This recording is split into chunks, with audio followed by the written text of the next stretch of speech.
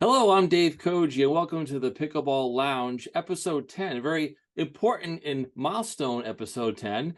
The Pickleball Lounge is where I speak to influential members of the pickleball community about their involvement and experience on and off the pickleball court. Before we begin, I'd like to thank Astria Pickleball for sponsoring this episode.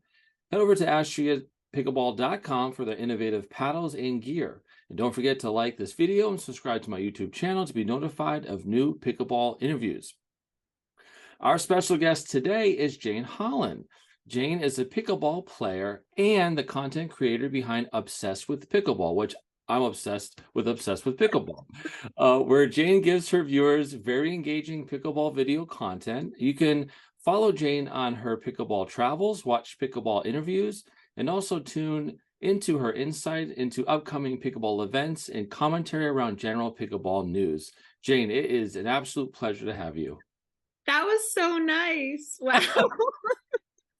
The red carpet has been laid for you, So my nice. Oh my friend. God. I'm gonna screen grab that and just play it for myself when I'm We're feeling um down to get something to play with. Yeah. well, thanks for having me. I'm always excited to chat about pickleball. Yes. And this is where we're gonna do it for sure.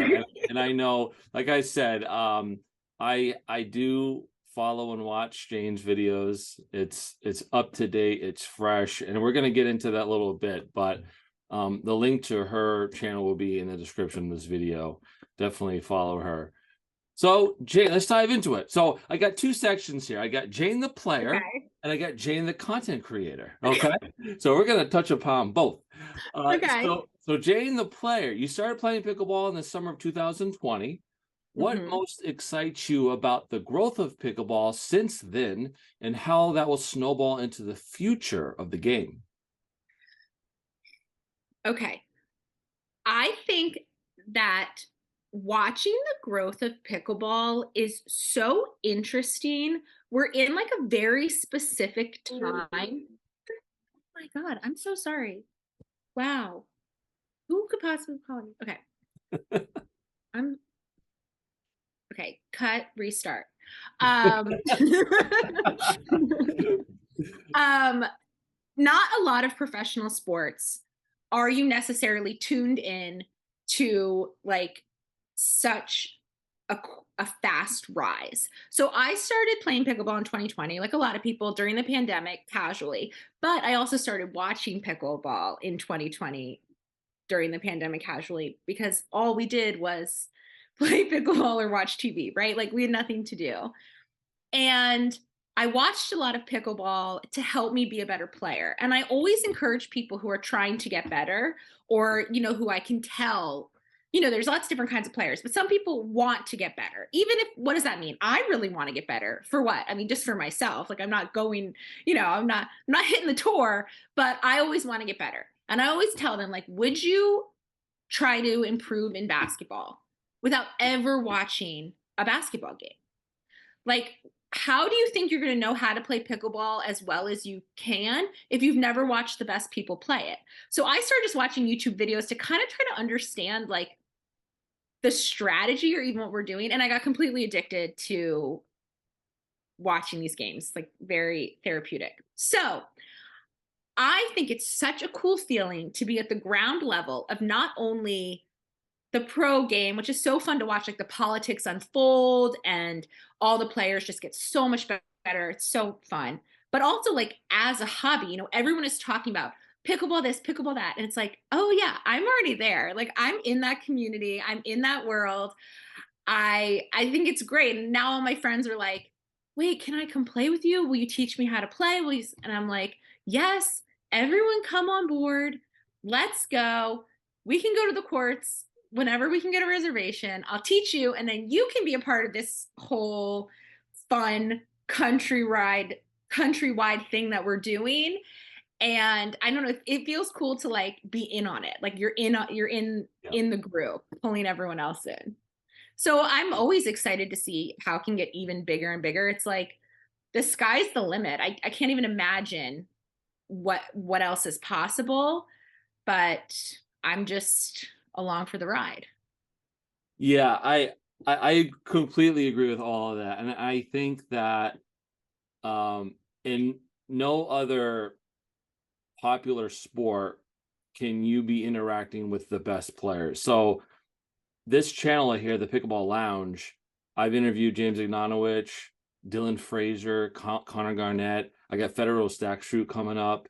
These are like the best of the best in the world. And there's no other sport. I couldn't Instagram DM LeBron James or those types of players who are equivalent in the how big they are in their particular sport.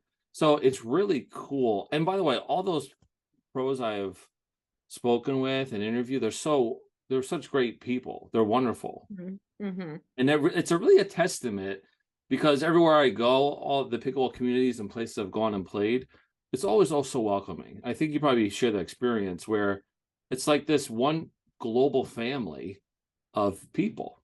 Do you get the same vibe when you go around? So I documented it on my Instagram, but my trip, I Yeah. drove across country from Los Angeles to DC, um, and stopped at a bunch of places to play pickleball. And I was very nervous about this trip, but not because of the pickleball playing. That was the least I was nervous about the driving and where I was gonna stay and all this stuff. But everyone was like, "Oh, you're gonna just go to all these places and just play there?" I'm like, "Yeah." Like, of course, everywhere I went, everyone was so welcoming. You don't even have a chance to feel nervous because it's like, "Oh, hey, you wanna warm up?" And everyone I told about my trip to, they thought it was so cool. And I'm lucky because I've been playing for a while, so I know how different open plays work. I've been to so many, so I knew not to be nervous, but just traveling across the country and every single place that I went, everybody, it's like you already knew them. It's like they were already my friends. Like after I would leave, I would be like, okay, when am I going to see you again? Never. like, Right. Probably never. like probably never, but it's so fun. Thank you guys so much. And it's really, I think it's a really cool thing for people to have in just in their back pocket. Like, okay, no matter where life takes me, if I have to move somewhere for a job or if I have to like, go on this trip or this, it's like, okay, well, wherever you go, like you can find some people to play pickleball with and they will welcome you and you will have like some people be nice to you that day. It'll be great, I promise. So I think it's a really special thing about pickleball that, I mean, I don't know if it happens with other sports because I've never, in my adult life played, like I think people play like pickup basketball and things like that. So I don't know if the same vibe there. Yeah. But it's a pretty cool thing about pickleball right now. Yeah, it's almost how I kind of think about it. It's like a senior, a fraternity or a sorority where Yeah. you're all in the same chapter together, and you just like, Yes. oh, you're one of us. Okay, we'll walk in with open arms. You're one of us. Yes, That's like that's everywhere. so true. That's Yeah, exactly how it is. That's so, yes. we just don't have a secret handshake, so we have to make something up, Jane. Uh, Okay. Yeah. so how has pickleball? Firstly, how has pickleball impacted your life? I mean, a lot, obviously, right? Like my time.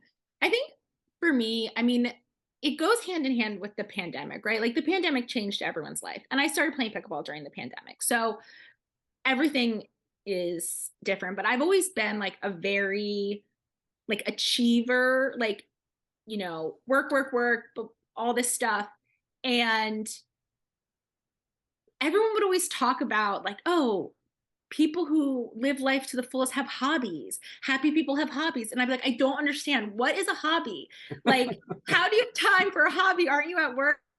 Like, is going to brunch a hobby? Like, what is the hobby? Right, And right. then when I started playing pickleball, I was like, oh, so a hobby is like something you have fun doing with other people or by yourself that like you really like and there's no like pressure, like, and it's like in my adult life suddenly I'm like doing this thing that's like really healthy and fun and cheap, like Yeah. there's no strings, it's just like a fun hobby. So I'm very very grateful to have found that.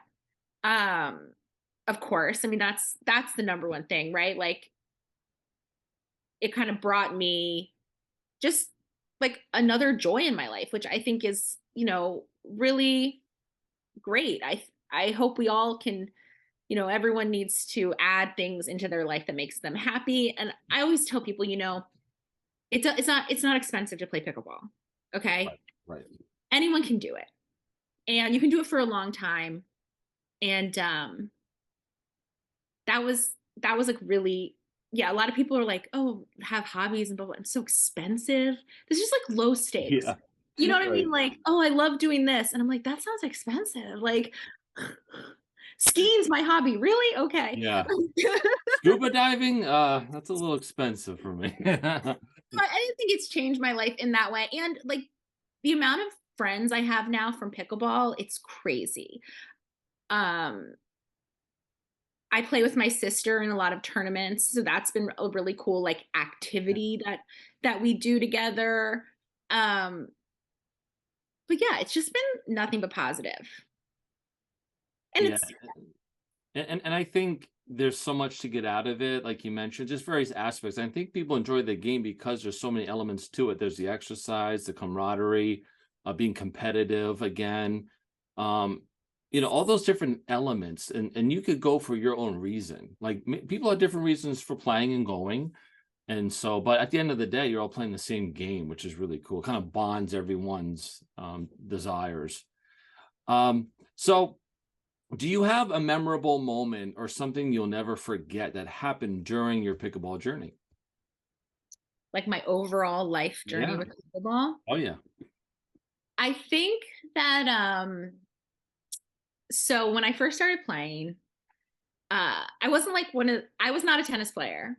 So I didn't have this like, oh, now suddenly they're really good at pickleball. But I played sports my whole life. So I understand the concept of like improving on a skill and strategy. I think it's something that if you haven't played sports before, you might have a second to be like, okay, if I see someone doing something, I'm gonna try to do it like that. Okay. Yeah. So me and my sister were playing together. We started thinking we were so good, right? So we're gonna play all these tournaments. So we play our first tournament, and it was like traumatizing. I did not know that I could be so nervous. There were no stakes, okay, right? I was like frozen. We were both like, we didn't know what was going on. And then we played another tournament, terrible. And we go to this tournament for my birthday in a PPA tournament in La Quinta. Okay, we've never medaled or anything like that. Yeah. So we end up, and we're doing 3-0 women's doubles. So we end up in a really, really small pool that has like 5 teams only. So we do round robin. Sure. And they combined all the age groups, or like the 2 age groups, under 35, under 18. And we get like demolished 3 games in a row. We play the last team. We win our first game. Yeah. Oh my God. You would think that we won the World Series. And it was crazy. So we end up getting like 4th place out of 5 teams. Yeah. But because they did the age groups, we got a silver medal. Oh, no. That's awesome. Oh my God. We were sending photos of us with a silver medal to Oh, I like bet. everyone in the entire world. I bet. I bet. But it was just even though it was such a small actual accomplishment, getting over that hurdle of like the nerves at the tournament, like we can win games. That wasn't the issue. It was like the anxiety. Getting over that felt like a huge accomplishment. And like I'll never forget it because when we won the game that we knew we were gonna get a medal. My sister like screamed so loud and like cursed. And I look over at these women and I'm like, Yeah, right, right. Don't be so happy. I'm like we celebrated and I was like, okay, good game. Because Right, right, right. I was like, these aren't like our rivals. These are just nice They're gonna ladies. remember you now. They don't know that we've never won. They don't know why we're celebrating this much. Yeah. They probably just they're like, these are some crazy girls. But I'll never forget that. And of course, there have been like a lot of other super fun times playing. And but that one was like the first win. So Yeah, I'm sure that's most memorable. I have to be honest with you. I'm starting to play more tournaments, but I haven't won a medal either. So I guarantee you, because I feel like this next one's going to be this one in Connecticut. I feel like this might be it, and I'm gonna be screaming from the rooftops if we get a medal. So, but I'm sure you'll see that on Instagram because it'll be I on can't wait. every day. I'll probably be wearing it on all the interviews I'm gonna do. I know. It's actually, yeah, it's the way that I pumped that photo out, like, you don't even know. I didn't Uh, tell them that we were actually fourth. It's like, look, we're right, silver right, yeah. medalists. Just let the you have to say let the medal speak for itself. Exactly. So, are there any specific pickleball players or people in the pickleball world in general who have influenced or inspired you?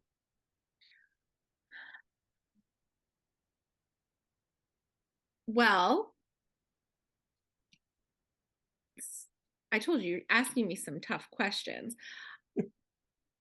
I'm trying to think like who specifically inspires me. I mean, why am I Or do you inspire struggling? yourself? It's just the game in general, and it may not be a person, but maybe is it the game I mean, itself or I'll say, I mean, obviously like I like so many of the players, right? Like I love anyone who's an ambassador of the sport. I love anyone who, you know, is like as excited about the growth of the sport as they are about their own growth. I love that. I will say like Steve Kuhn is seems to me to be oh, like okay, such a genius. yeah, And I don't really think about pickleball like in my life like business mind, right? It's like my sure, fun. But I'm like, this person is like a business genius. Like somehow that has inspired me to like one day just like have a brilliant idea and go with it.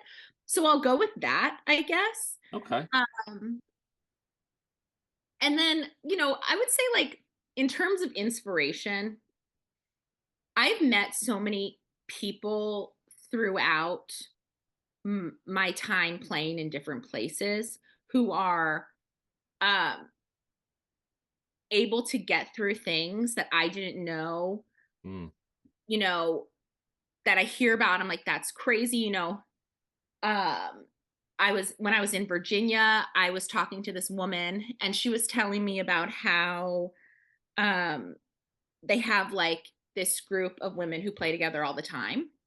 And they're like a community, they're like a family, right? So they always celebrate everyone's birthdays.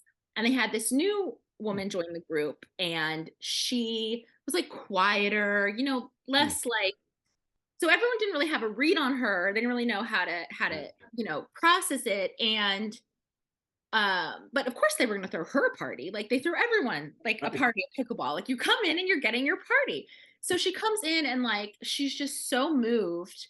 And she like wrote this like thank you post on Facebook about how like her daughter had passed in a car accident the year oh, before. And she's like, I right, never know if I would, feel like happiness again, all of a sudden. She's like, and then she's like, these women just made me feel so like lifted and like yeah, so I think in terms of inspiration, it's communities like that. And Steve Kuhn did say, like, oh, pickleball can save America. And you're like, what does that really mean?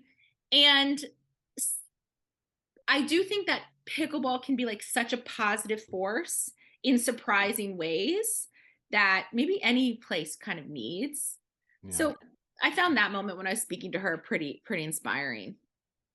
Yeah, those are really great stories, and again, it goes back to the community, right? The people that make this sport so great and so welcoming. And so I remember when I was doing it was a town rec program. It was at one of the schools here in my town, and there was just a mix of people.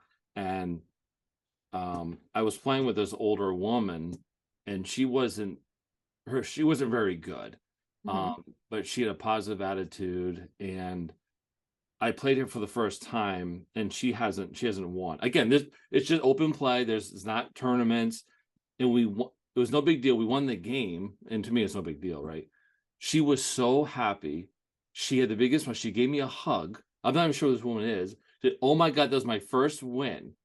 I was like, "Oh, okay. Well, happy I can." And I was doing most of the hitting of the ball, but she was so excited about it, and it just stuck with me that you can have a positive influence on people just by being there with them and sharing in their successes. Yeah. And it was just so moving to me. And there's a couple of those stories like that, but it's such a wonderful sport. It really is. So, kind of actually good segue, right? So, for those people that are thinking about getting into pickleball but are nervous about the pickleball community and how they might be perceived or accepted, what advice would you give them? Just do it. Like, Nike. seriously. So it's scary, right? Anytime you put yourself into a situation, um, it's going to be scary. I mean, I think tennis players, will probably be less nervous because they kind of think like they have like a little advantage with having that specific skill. But I would say to anyone, like, you do not need to be nervous to go to open play. Do a little bit of research, okay? Find out where the open plays are in your area. You can Google it, you can go on Facebook, and you can even just ask people, like, hey, I'm a beginner, where should I play? And they will tell you. People will welcome you into the community easily. There will be the difficulty that I see in all the different places that I play is that there are definitely levels of players. Yeah. And if you show up at a court that is not open play and you think that you can just play with anyone and then people aren't friendly to you, like, don't have that discourage you because, like, that's just, they just want to play. They want to have a good match, right? It And has be nothing to do with competitive. you, Yeah. right? Like, it has nothing to do with you. So do your research, figure out if there is where I play in Los Angeles, there are multiple places where there are free beginner classes or like, $10 beginner classes where you can learn the rules. It's really in a group of people, and that makes it so much easier to join. So just figure out where that is in your group. Take one beginner class, Yeah. watch YouTube videos about the rules, and just put yourself out there. And we've all been a beginner before, and we've all played with beginners because, like, you want to welcome more people in. So I just say, like, it might feel a little scary at first, but I promise by the third time you play, it will not be scary. You will have like 25 best friends. Yeah, totally agree. And I think if you're watching this and you're thinking about playing, Jane gave great examples, but I'm sure that your town has a public Facebook site.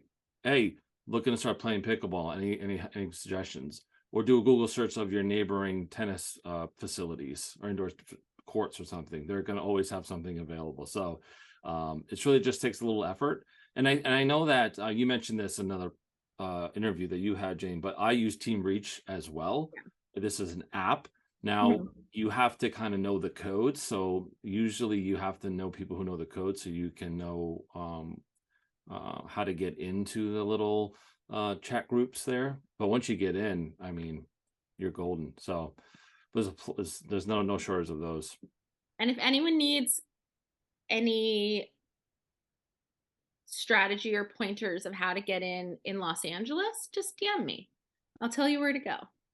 And Jane's serious. She will respond. She responds to me. So uh, so I respond to everyone. so I'm not that special then. Okay, fine, Jane. I'm not that special. Fine. So Jane's got the West Coast covered. I got the East Coast covered. Okay, I'm in Connecticut, so let me know. So we got. Well, I'm currently in Delaware for Oh, the okay, summer. So if okay, anyone needs like Delaware, DC area recs, they can hit me up as well. cool. All right, so we're gonna completely shift gears here, Jane. Mentioned the Right. second part of this was Jane, the content creator.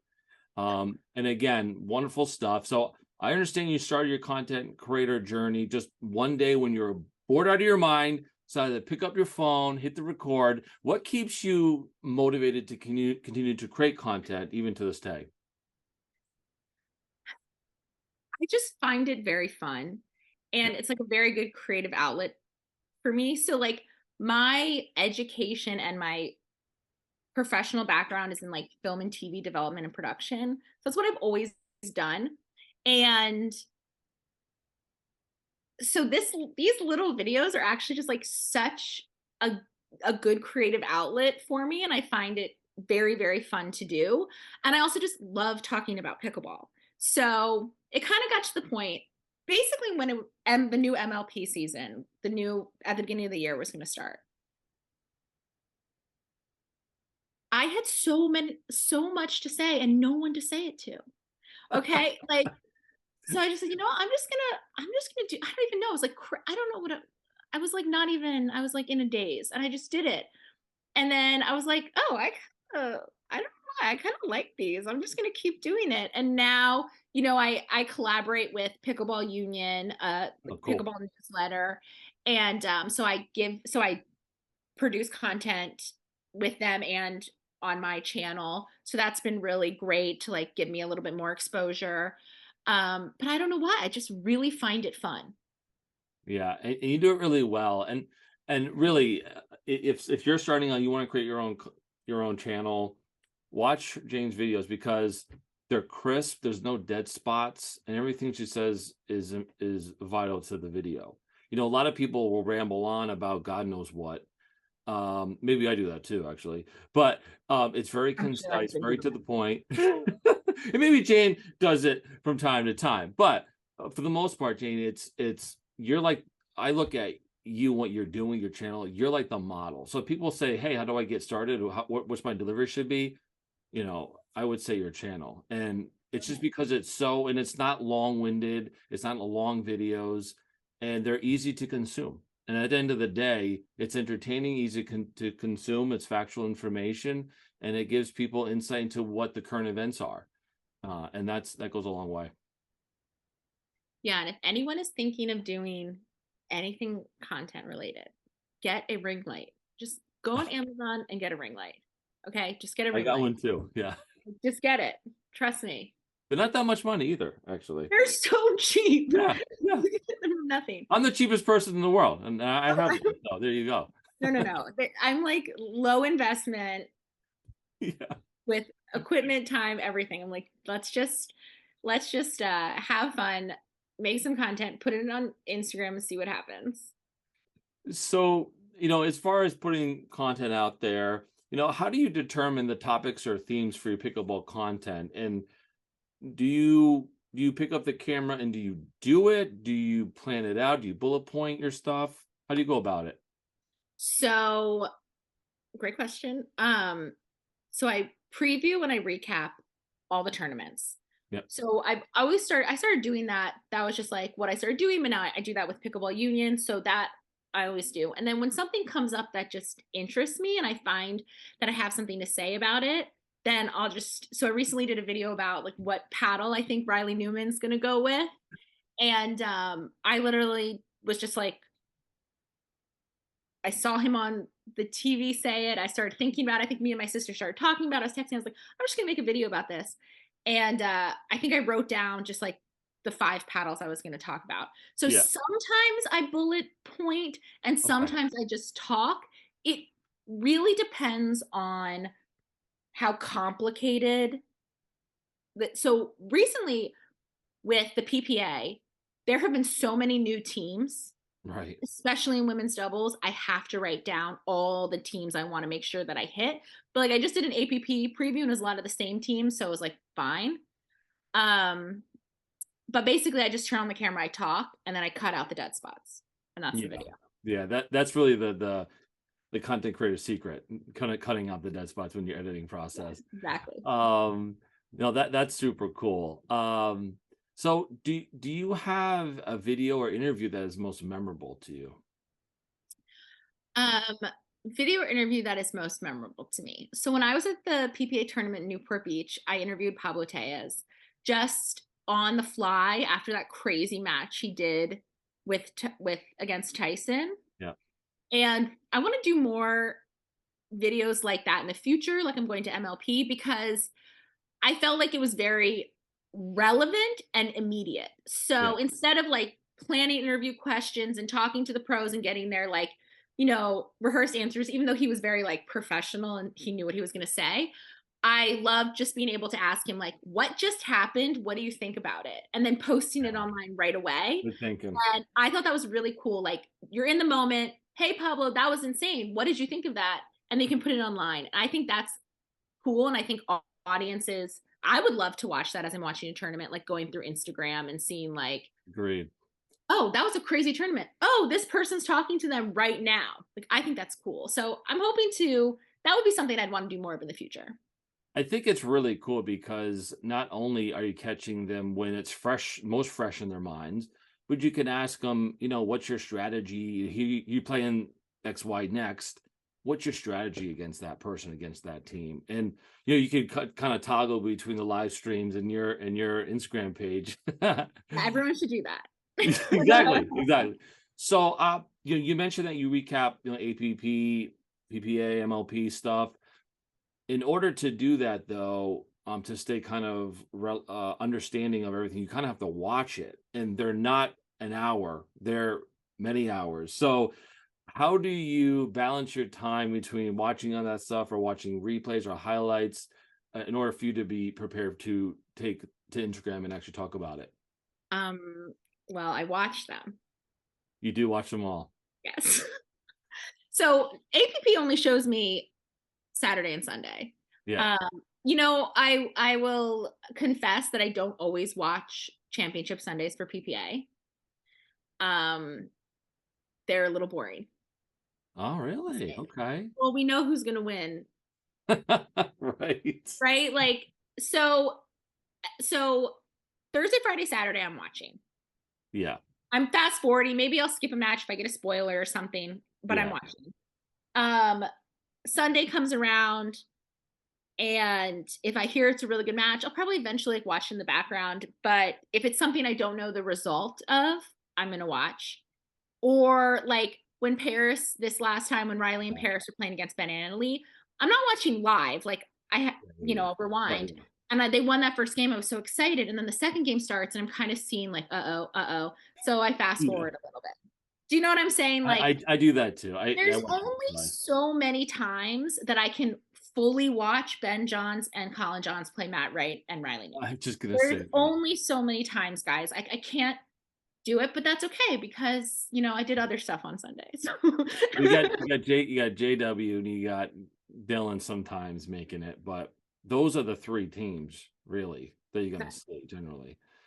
Um But that's why Friday and Thursday, Friday, Saturday are so much more fun to watch.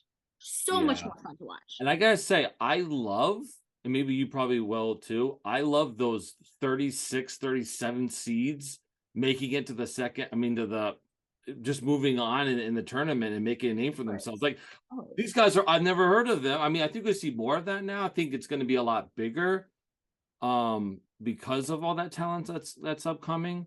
But it's really cool to see those no names kind of make definitely in singles. Singles is, I don't think, as entertaining to watch as doubles for me personally, but it is entertaining on a different level than doubles because there's unexpected results. And the Right. thing with doubles is that partnerships matter so much that it's much harder to have breakout teams than it is to have a breakout player. So in women's doubles, we see a lot of exciting wins that are unexpected, minus like Annalie and whoever she's playing. But in men's, that top three is pretty much untouchable by anyone but themselves. Yeah. And in mixed, it's tough too. It's like there might be a surprise, but kind of not really. It's pretty predictable. Yeah, I interviewed actually DJ Young too, and he said that you're more likely to see a no-namer win a singles than two no-namers win in doubles. He said that's not going to happen. Exactly. So that makes a lot of sense. And I love seeing Connor Garnett again, friend of the show here. He made it to Championship Sunday, and it was exciting to watch. He didn't win, but still a good effort, and he got brought home. He'll keep making it. I think you've seen him over this year. Oh, huge. Improve. He's going to be like, it happened with Federico, like Yeah. maybe people didn't know because he was on the APP tour, but he came out and by the end of the year was 1-1 with JW, and then he went over to the PPA. So it's the same with Connor. Like you see him improve throughout this year, and he's going to be in the top, I think, for a while. Yeah. In the beginning, there's a lot of unforced errors in his game. I think that Mhm. was the biggest struggle. And then he kind of cut that out, and his two-handed backhand is beautiful. And he's so Yeah. fast. He's Like very I've quick. seen him 50 times. So, Jane, we got one more question for you here. And so, those people who want to be like Jane, right, want to put on their content creator hat, what advice would you give someone who wants to kind of start their own channel and be a content creator in the pickleball space? Oh my gosh. You're so insane. Um, I just honestly, if you have fun doing it, just do it. Like, don't think too hard. Don't worry about it. Because if you, I always say, like, if I overthought what I was going to say in the videos or like planned it out too much or like I wouldn't do it.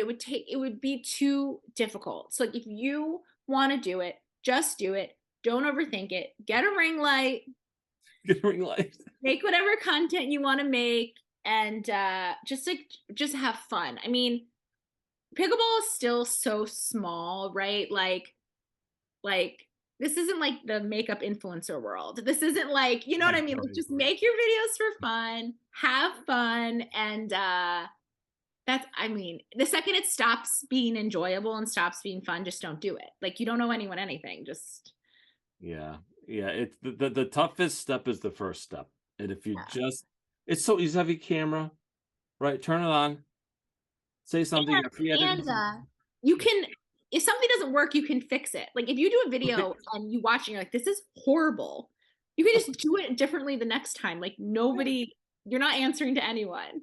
Just Yeah, try it out and see what ends up being fun for you.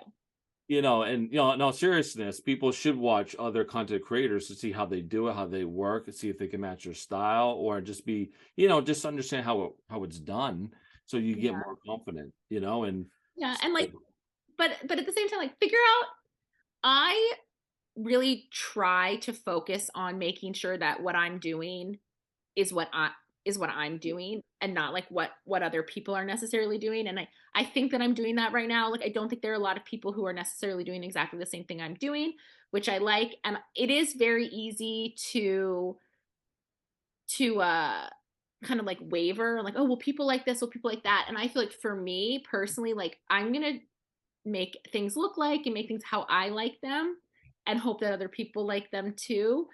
And because if I did it any other way, it would be way too much like trying. It would be too hard like to try to do something rather than like, oh, this is what I like and this is what I want to do. yeah, you have to do it for the passion and love for it. Once you start doing things for other reasons, then you're gonna fall out of love. You're not gonna like it. It's gonna be a job, and this is not a job. It's supposed to be fun. And so, what I love to do is when I watch these different events, I like to screen record and put a funny me and put thing and post it. I love that. That's Yeah. my thing, right? I love doing that, and it's cool, and it's cool when the actual players, like how the player actually responds or something. That's really Yeah. excellent too. So. But Jane, it is such an honor to have you on the Oh my show. gosh. Again, we got to drop your link because you got to watch Jane. She is Yes, fantastic, please wonderful. follow me. Yes, absolutely. Jane, I'm sure we'll talk to you soon. But again, Thank thanks you for being so on the much. show. Thank you so much. You're Have a very great welcome. Have a good one. day. Bye.